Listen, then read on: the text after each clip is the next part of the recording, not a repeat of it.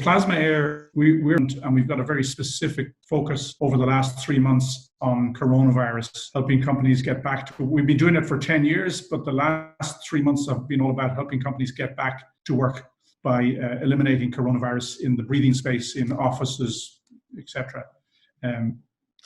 On the left-hand side here, we can see the Lagos State advice in terms of hygiene and how to make sure that we're all safe.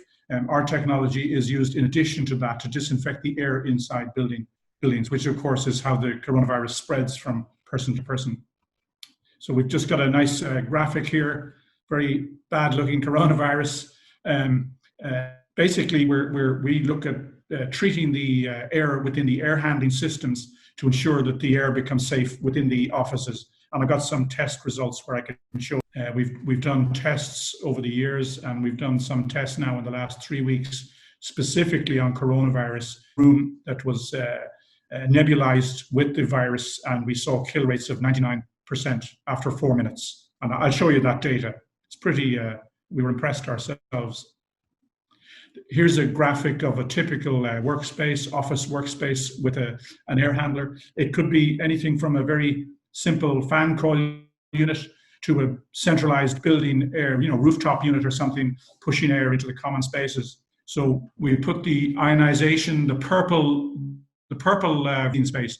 We have a high voltage electric field applied, which creates oxygen ions, which when injected into the room, basically will clean up particulate matter, odors, hydrogen sulfide, smoke.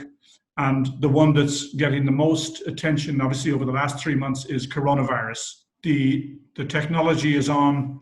If the air handler is on, the plasma air technology is working. So it's delivering a continual stream of oxygen ions into the breathing space. And all we're doing in reality is up to the level that it is in the outdoors healthy environment anyway. So it's creating a natural environment using an artificial means.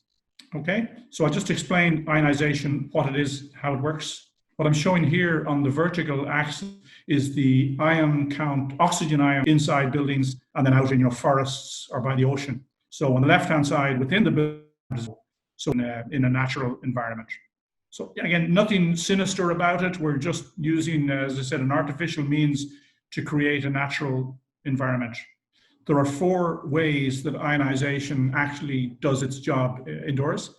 The first thing it does is the oxygen ions will attach to the particulate matter, whether it's PM 2.5, PM1, and cause them to stick to agglomerate, to stick together, which means when the air is going back through the return air path, it gets trapped in the filter. So a lot of times, filters, you've got a MERV 7 filter or something, but most of the particulate matter, it goes straight through it.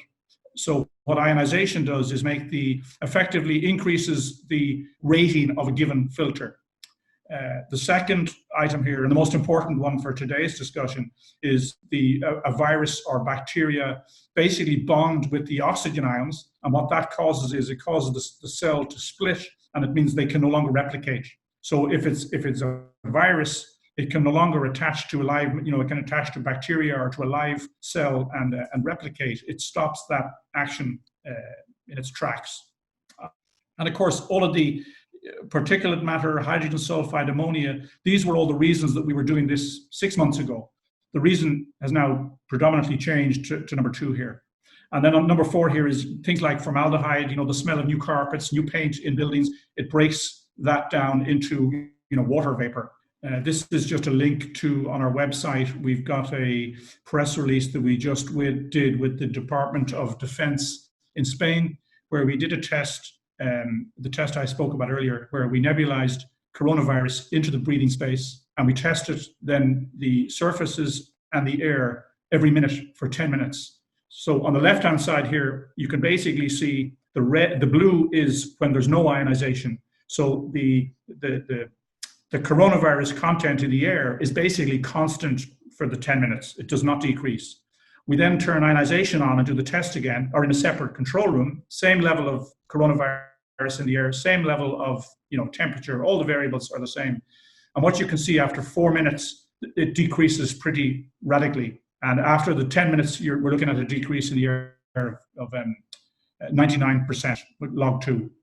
On the right-hand chart, what we're doing is, it's just a way of presenting the same data. On the left-hand side, we're looking at, so we have to show that. On the right-hand side, we're showing the percentage reduction of the bacteriophage. And once you get beyond 4 minutes, it's up at 99%. So pretty staggering. The last item there is we measured the coronavirus on the surfaces, whether it's the walls, desks, and we got an 80% reduction in the surface coronavirus.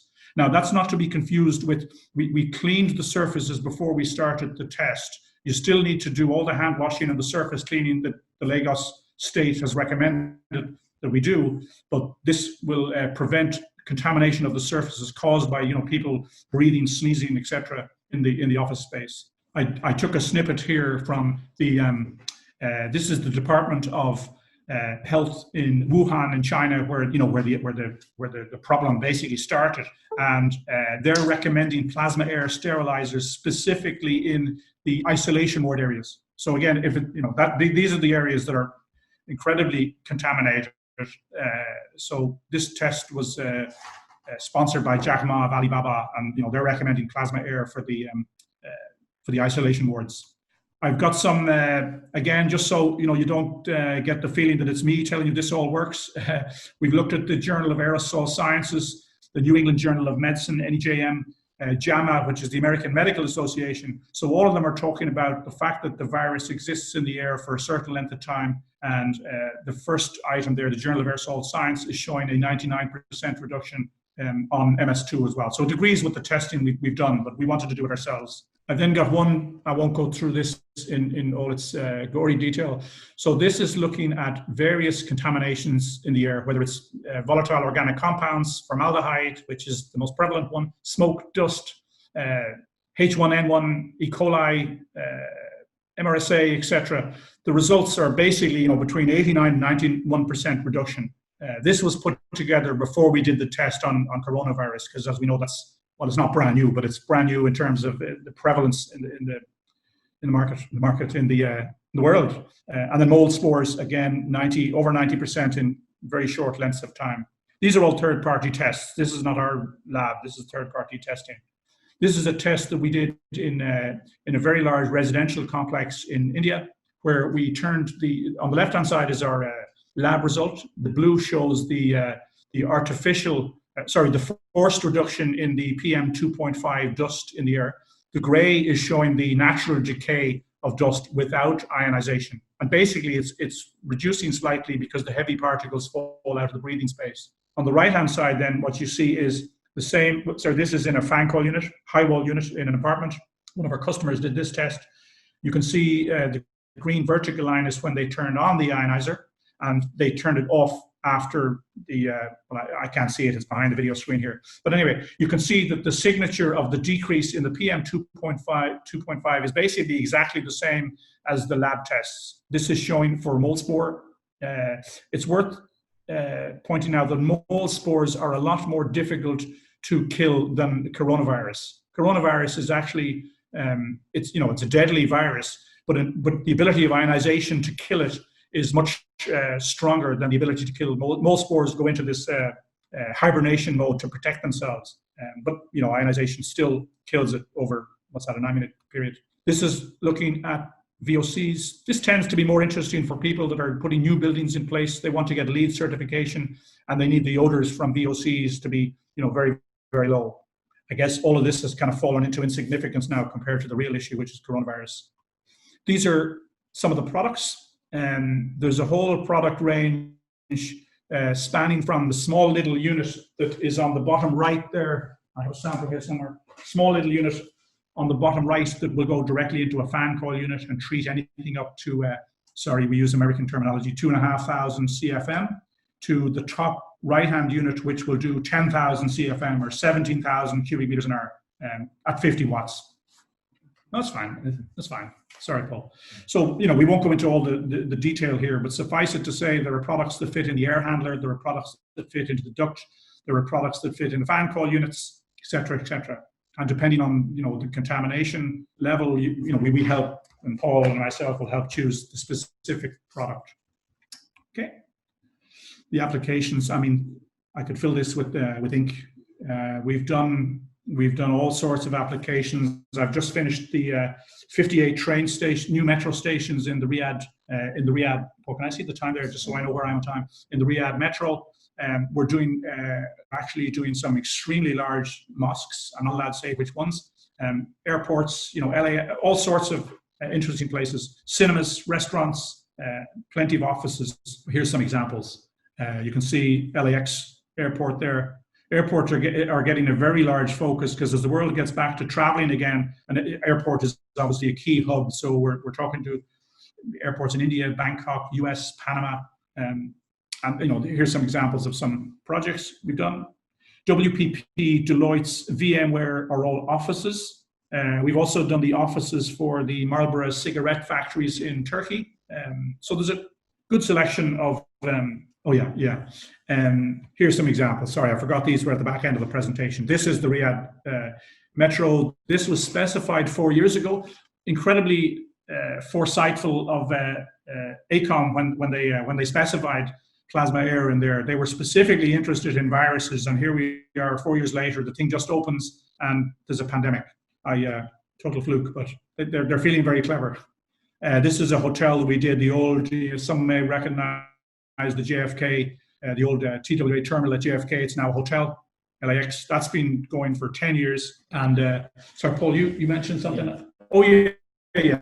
So sorry. So yeah. So one of the key things here about treating on the air that's coming into the room, so it has no impact on coronavirus. Similarly, UV. You know, we've got some customers come to us talking about using UV. You know, very strong UV has a minutia of a second to treat the virus, so it has no impact. Whereas the plasma air ionization solution, it's acting all of the time in the room because you're delivering the oxygen, and that's this time for questions. I hope that was helpful.